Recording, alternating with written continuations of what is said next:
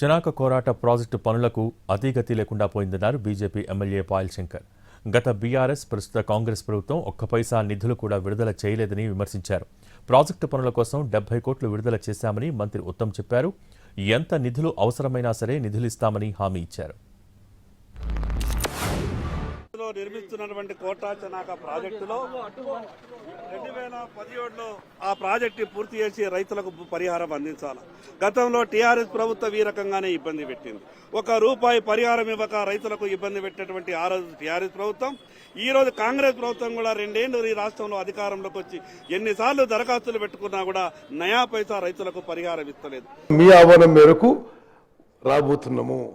దానికి ఇప్పుడే 70 కోట్లు విడుదల చేసినాము డిస్ట్రిక్ట్ కలెక్టర్ పీడీ అకౌంట్కి. మరి అది చెనాక కోరాట ప్రాజెక్ట్ విషయంలో I'm giving you categorical assurance. ఎంత నిధులు అవసరం ఉన్నా తప్పనిసరిగా కోరాట ప్రాజెక్ట్ వరకు తప్పనిసరిగా ఈ శాసనసభ కాగానే ముఖ్యమంత్రి గారు నేను ఆదిలాబాద్ పోయి ఉమ్మడి ఆదిలాబాద్ జిల్లా ప్రాజెక్టులో ప్రత్యేక రివ్యూ పెట్టినాం. ఆన్ సైట్ రివ్యూ చేస్తాం.